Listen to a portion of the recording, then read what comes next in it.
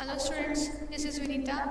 अपना क्या है, आज न्यू चैप्टर स्टार्ट किया है अपन ने, और वो इस चैप्टर का नाम क्या है, मेटल्स एंड नॉन मेटल्स। ठीक है, तो पढ़ने से पहले देखो मेटल्स और नॉन मेटल होती कहाँ पे है और इसके अंदर क्या होता है क्या नहीं होता है। देखो, जो मेटल होती है और जो नॉन मेटल होती है, और थर्ड है मेटलॉइड।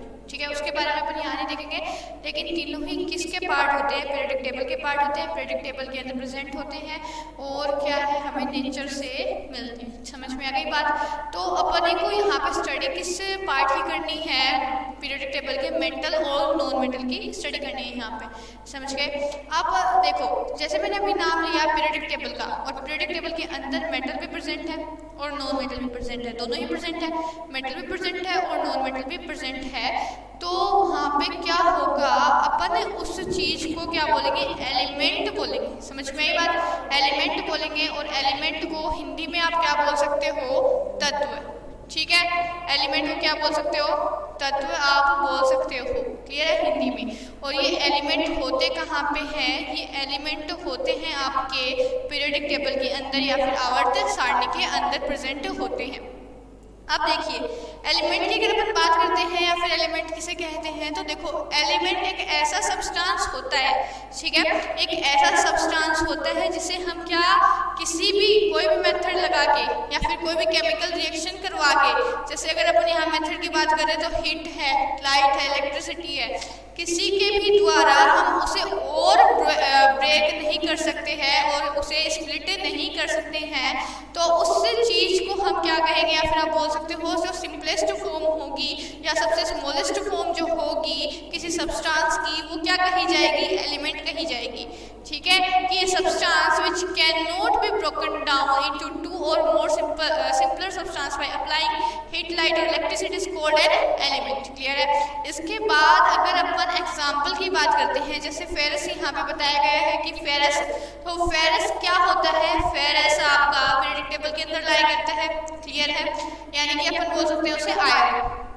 ठीक है, जो क्या है कि मेटल है। समझ के आ गई बात। तो फेरस की अगर अपन बात करते हैं तो फेरस खुद क्या होता है, एक एलिमेंट होता है। अभी मैंने बोली कि नॉन मेटल हो चाहे मेटल हो चाहे मेटलॉइड हो, तीनों ही एक एलिमेंट की फॉर्म में पीरियोडिक टेबल में लाई करते हैं, जिसमें मेटल में अपन एग्जाम्पल के तौर पे अपन क्या ले रहे हैं, फेरस ले रहे हैं। For example ferrous, iron. तो ये क्या कर रहा है, अगर हम इसे तोड़ना चाहें बाय रिएक्शन करवा के, बाय इलेक्ट्रिसिटी दे के या लाइट दे के या हीट दे के, तो हम इसे और सिंपल फॉर्म में नहीं तोड़ सकते हैं, नहीं स्प्लिट कर सकते हैं, क्योंकि क्या है, एक एलिमेंट फॉर्म में प्रेजेंट है पहले से ही। क्लियर है। तो अपने यहाँ पे इसके एग्जाम्पल देखा कि भाई फेरस को अगर अपन तोड़ना चाहते हैं पीरियोडिक टेबल में एलिमेंट को, तो वो एलिमेंट और नहीं टूटेगा, क्योंकि क्या है, वो सबसे सिंपलेस्ट फॉर्म है किसी सब्सटेंस की, तो हम उसे नहीं तोड़ सकते। उसके बाद अगर अपन बात करते हैं आगे, तो अब क्या कह सकते हैं, the element themselves are simplest substance, यानी कि जो एलिमेंट होता है वो एक सिंपलेस्ट सब्सटेंस होता है। That is why they can not be broken into any more simpler substance. और ये इसलिए होता है क्योंकि हम इसे और सिंपलर सब्सटेंस में ब्रेक या फिर स्प्लिट नहीं कर सकते हैं। क्लियर है। इसे आप क्या कहोगे, एलिमेंट कहोगे। अगर अपन को यहाँ पे एग्जाम्पल देने हो, कॉमन एग्जाम्पल देने हो कि एलिमेंट्स के आप कॉमन एग्जाम्पल क्या लगा सकते हो, किस तरीके से बता सकते हो, तो देखिए जो हमारी पीरियोडिक टेबल है उसके अंदर सभी एलिमेंट प्रेजेंट है। ठीक है ना, पीरियोडिक टेबल में क्या है, सभी एलिमेंट प्रेजेंट है। और वो सारे क्या है, जो हम हमारे एनवायरनमेंट में या हमारे चारों तरफ डेली जो हम ऑब्जर्व कर रहे हैं, वो क्या हो जाएंगे, वो कॉमन एलिमेंट हो जाएंगे। जैसे कुछ एग्जांपल आपको बताते हैं।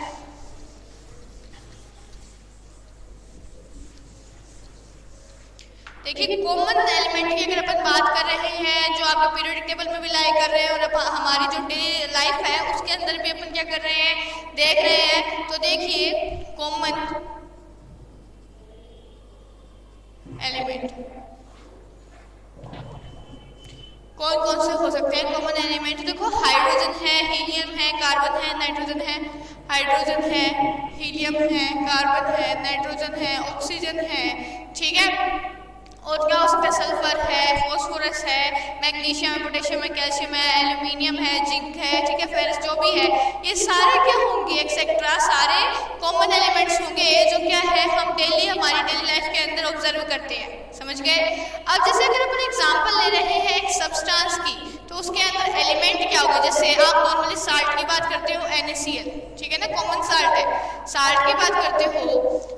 और यहाँ पे मैं अगर एलिमेंट को बोलना चाहूँ कि इसमें एलिमेंट क्या होगा, एलिमेंट को अगर अपने को जानना है जो पीरियोडिक टेबल के अंदर लाई कर रहा है, क्लियर है, तो यहाँ पे पीरियोडिक टेबल क्या होगा, ये तो बना है एलिमेंट का मिक्सचर, कंपाउंड कहला रहा है, यानी कि ये तो एक कंपाउंड है और इस कंपाउंड के अंदर एलिमेंट कौन कौन से हैं। तो जैसे ही हम यहाँ से ब्रेक करते हैं तो सोडियम पॉजिटिव चार्ज के साथ में यहाँ से रिलीज होता है और क्लोरीन नेगेटिव चार्ज के साथ में रिलीज होती है, ठीक है।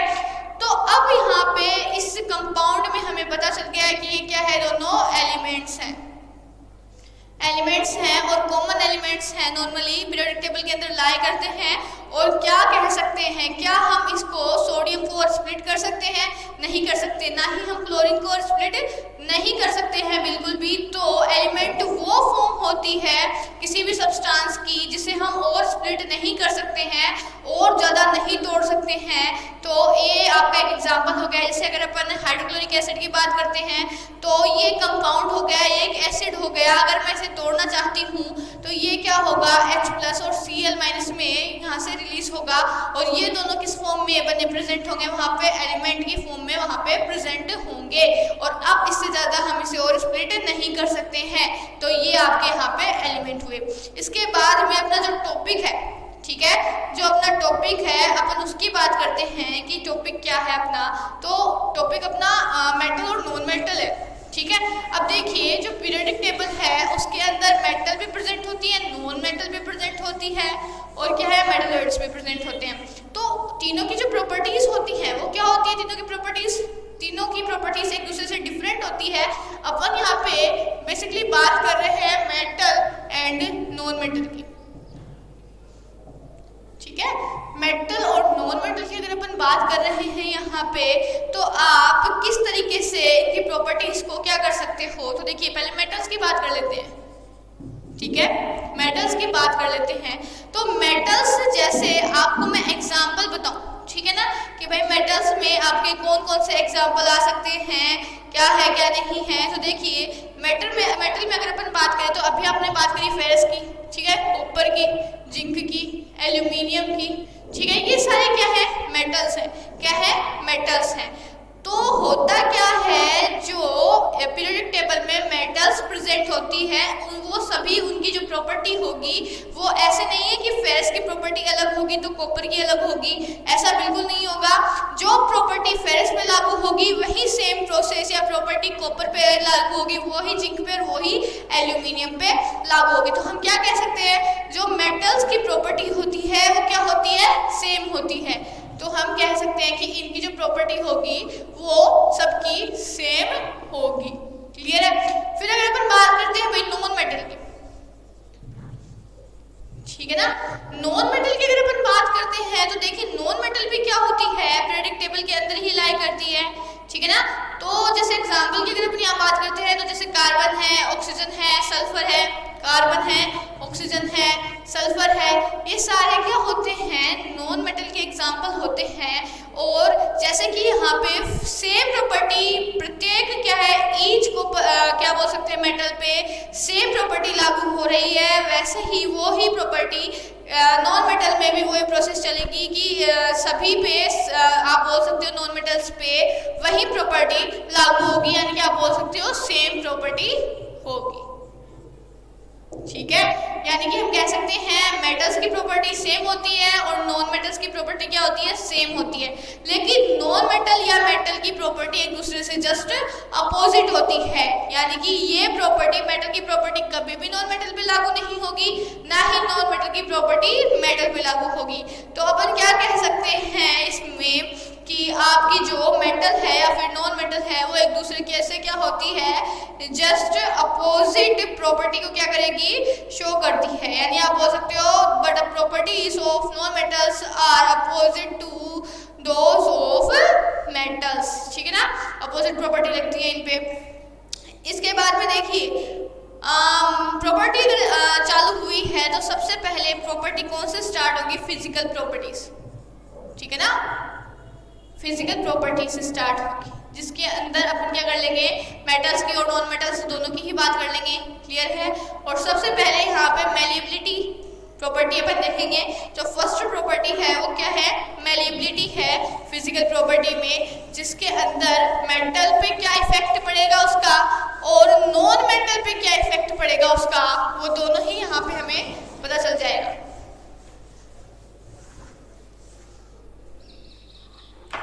देखिए मेलिएबिलिटी की बात करते हैं।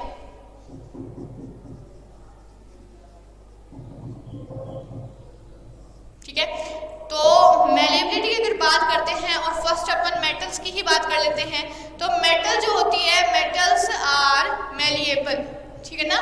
मेटल्स कैसी होंगी? मेलिएबल होंगी, यानी कि इसमें मेलिएबिलिटी का कैरेक्टर शो होगा। किसमें? मेटल्स में। यानी कि अगर अपन क्या कर रहे हैं, this means that metals can be beaten into sheets with a hammer. आप कह सकते हो इसका मतलब क्या होगा कि भाई हमें मेलिएबल का मतलब जानना है, तो इसका मीन क्या होगा? This mean that metals can be beaten, that metals can be beaten. यानी कि आप कह सकते हो जब मेटल को क्या किया जाता है? बीट किया जाता है, किसके थ्रू? हैमर के थ्रू, और वो किस में चेंज हो जाता है? इनटू शीट में कन्वर्ट हो जाता है, इनटू शीट्स, और किसकी प्रेजेंस में? ठीक है ना, किसकी प्रेजेंस में? With a hammer. हैमर के द्वारा क्या किया जाता है? अगर किसी मेटल को बीट किया जाता है तो वो जो क्या होगी, मेटल का जो पीस होगा वो पीसेस में न ब्रेक होके किसमें? एक शीट में, ठीक है ना, एक शीट में कन्वर्ट हो जाता है, जिससे हमें पता चलता है कि जो मेटल्स होती हैं वो क्या होती हैं, मेलिएबिलिटी का कैरेक्टर शो करती हैं। और ये खाली एक ही मेटल पे नहीं कि हम फेरस को अगर कर रहे हैं और फेरस से क्या करेगी? शीट का कैरेक्टर शो करेगी या शीट में कन्वर्ट हो जाएगी। अगर हम जिंक को ले रहे हैं तो वो भी कैरेक्टर शो करेगी, एल्यूमिनियम को ले रहे हैं तो वो यही कैरेक्टर शो करेगी, क्योंकि सेम प्रॉपर्टी लागू होती है किसमें? मेटल्स में। समझ गए?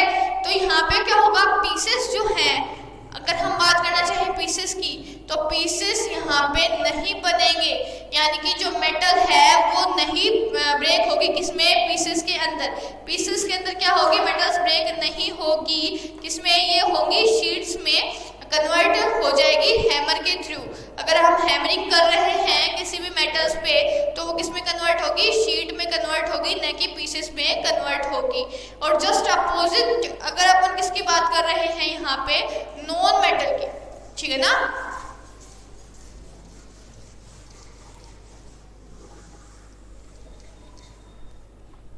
देखिए हम बात कर रहे हैं नॉन मेटल की, तो नॉन मेटल क्या होंगी? Non metal are not malleable, यानी कि जो नॉन मेटल होगी वो मेलिएबल नहीं होगी। जैसे कि आप नॉन मेटल में अभी हमने एग्जांपल लिया था कार्बन, ठीक है ना। फॉर एग्जांपल हम क्या लेते हैं? कार्बन को लेते हैं। कार्बन का आप एक ब्लॉक लीजिए, ठीक है ना। कार्बन का आप क्या करना है? आपको एक पीस लेना है, फिर आपको एक ब्लॉक लेना है और उस पर हैमरिंग करनी है। समझ में आ गई बात? उसको बाय हैमर बीट करना है, हैमर से क्या करना है? उसको बीट करना है। तो जैसे ही आप उस पर हैमरिंग करते हो तो कार्बन शीट में कन्वर्ट नहीं होता है, बल्कि किसमें कन्वर्ट हो जाता है? पीसेस में कन्वर्ट हो जाता है। यानी कि आप क्या कह सकते हो, जो मेलिएबिलिटी का कैरेक्टर है वो किसमें शो नहीं होगा? नॉन मेटल में शो नहीं होगा। और ये कैरेक्टर सभी नॉन मेटल्स में क्या होता है? लागू होता है। जैसे कि अगर आप यहाँ पे सल्फर की बात करते हो कि अगर आप सल्फर को लेके, सल्फर का ब्लॉक लेके उस पे हैमरिंग कर रहे हो, हैमर कर रहे हो, तो क्या होगा? वो किस में कन्वर्ट हो जाएगा? पीसेस में कन्वर्ट हो जाएगा। ठीक है, ये चीज किस में होती है? मेलिएबिलिटी के अंदर शो होती है, किसमें? मेटल्स और नॉन मेटल्स में। जैसे अगर अपन यहाँ पे ग्रेफाइट का एग्जाम्पल लेते हैं, ठीक है ना, जो क्या है कि कार्बन का ही एलोट्रोप है, ठीक है। तो ग्रेफाइट का अगर अपन एग्जाम्पल लेते हैं, जैसे कि पेंसिल लीड, ठीक है, पेंसिल लीड अगर अपन लेते हैं और पेंसिल लीड के ब्लॉक पे अगर हम एक हैमरिंग कर रहे हैं तो वो शीट में कभी कन्वर्ट नहीं होगी। शीट में कभी कन्वर्ट नहीं होगी, वो किस में कन्वर्ट हो जाएगी, पीसेस में कन्वर्ट हो जाएगी। यानी कि हम कह सकते हैं मेटल्स शो करती हैं मेलेबिलिटी का कैरेक्टर, जबकि नॉन मेटल मेलेबिलिटी का कैरेक्टर शो नहीं करती है।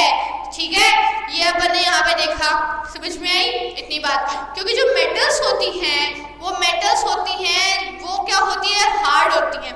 मेटल्स होती हैं वो हार्ड होती हैं और क्या होता है, हैमरिंग करने पर वो पीसेस में नहीं कन्वर्ट होती है, बल्कि उनकी क्या होती है, उनकी शेप चेंज हो जाती है। और जितना हम उन्हें क्या करते हैं, पीटते हैं हथौड़े के द्वारा, वो क्या होती है, फ्लैट होती जाती है, एक शीट में कन्वर्ट होती जाती है। जबकि नॉन मेटल क्या होती है, ब्रिटल होती है। ठीक है ना, कैसी होती है, नॉन मेटल क्या होती है, ब्रिटल होती हैं, यानी कि वो क्या होती है, नाजुक होती हैं।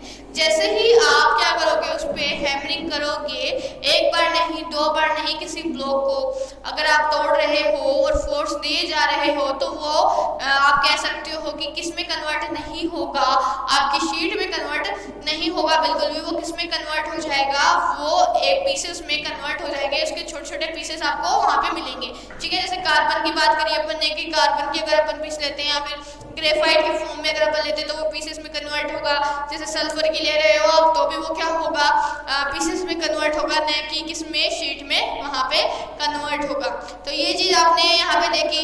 ठीक है ना, अब देखो आगे एक बात आती है डक्टिलिटी। ठीक है ना, नेक्स्ट जो प्रॉपर्टी आती है वो किसकी आती है, डक्टिलिटी का। डक्टिलिटी में वायरिंग के लिए अपन क्या करते हैं, मेटल या फिर नॉन मेटल को क्या कर सकते हैं, वायर के लिए यूज में ले सकते हैं। तो वो चीज देखते हैं दोनों पे किस तरीके से निर्भर करेगी यहाँ पे।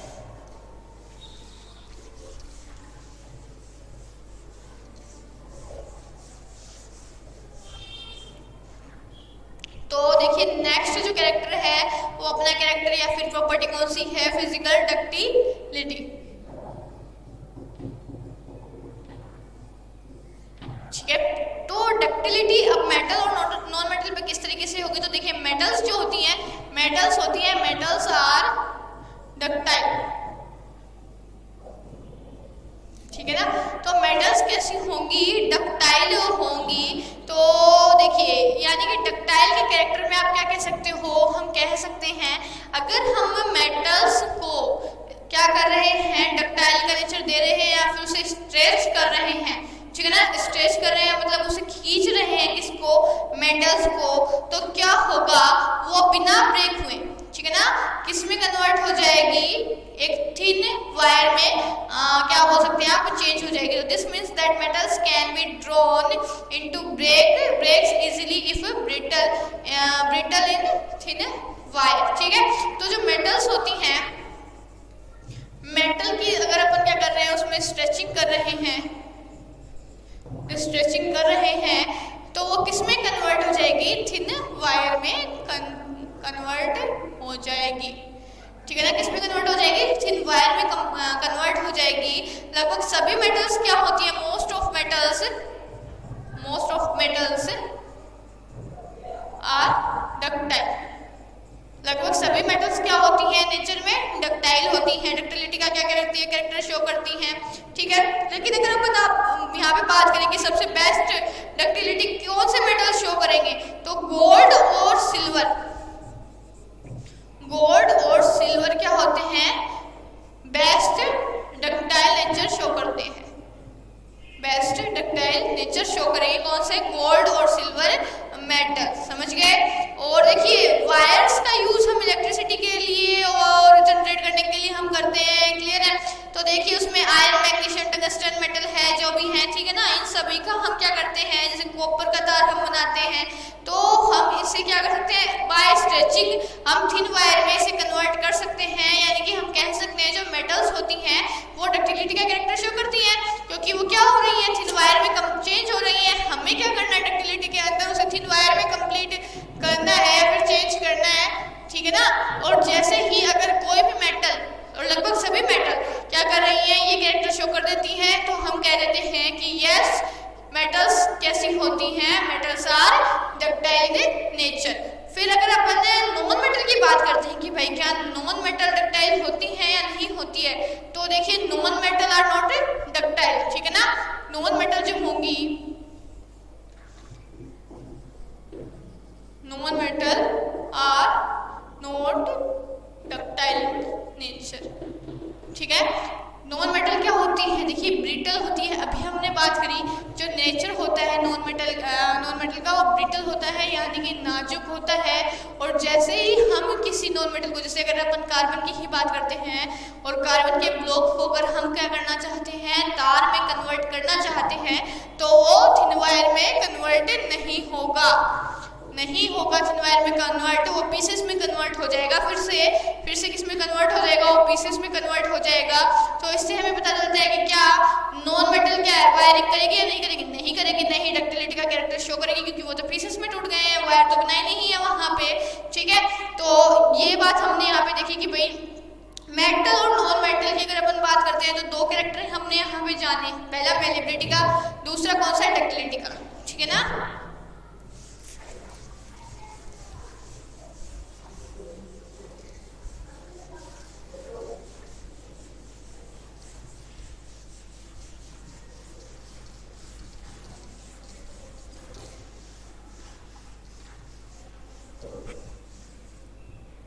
देखिए पहला कैरेक्टर अगर अपन बात करते हैं मेटल और नॉन मेटल की, पहला कैरेक्टर हमने किसके बारे में बात करी, मेलेबिलिटी के बारे में। तो मेलेबिलिटी का कैरेक्टर मेटल्स क्या करेंगी, शो करेंगी। तो हम बोल सकते हैं मेटल्स आर मेलिएबल, क्लियर है। जबकि नॉन मेटल्स क्या होगी, non metals are not malleable, ठीक है। इसके बाद में डक्टिलिटी का कैरेक्टर हमने देखा, ठीक है ना।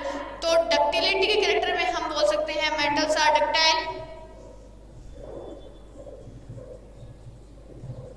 जबकि नहीं होगी नॉन मेटल्स, तो non metals are not ductile. और इजीली हम बोल सकते हैं क्योंकि मेलेबिलिटी का कैरेक्टर क्या होता है, शीट में कन्वर्ट होने का होता है। तो शीट में कन्वर्ट कौन सी हो जाती है, फेरस हो जाती है इजीली, ठीक है ना। एग्जाम्पल की बात करते हैं तो, जबकि कार्बन या फिर सल्फर क्या होते हैं, ब्लॉक में की बात करें तो पीसेस में कन्वर्ट होते हैं, ना कि शीट्स में कन्वर्ट होते हैं। फिर अगर अपन नेक्स्ट डक्टिलिटी की बात करते हैं तो हमें देखिए जैसे गोल्ड या फिर सिल्वर की बात कर रहे हैं, बेस्ट नेचर है इनका डक्टिलिटी का, तो ये क्या कर रहे हैं, ये डक्टाइल नेचर शो कर रहे हैं। जबकि यानी कि थिन वायर में कन्वर्ट हो रहे हैं, जबकि जो नॉन मेटल्स हैं वो क्या होंगे, थिन वायर में कन्वर्ट नहीं होंगे, ठीक है। जैसे फिर से आप कार्बन सल्फर ले सकते हो, कोई दिक्कत नहीं है। ये क्या है, नॉन मेटल नहीं कन्वर्ट हो रही है, इसमें डक्टाइल नेचर शो नहीं कर रही हैं। और देखिए इसके बाद का जो अपना नेक्स्ट आप बोल सकते हो प्रॉपर्टी जो है कंडक्टिविटी, वो क्या करेंगे अपन नेक्स्ट क्लास में उसको आगे ध्यान में देंगे, ठीक है। आज के लिए इतना काफी, थैंक यू।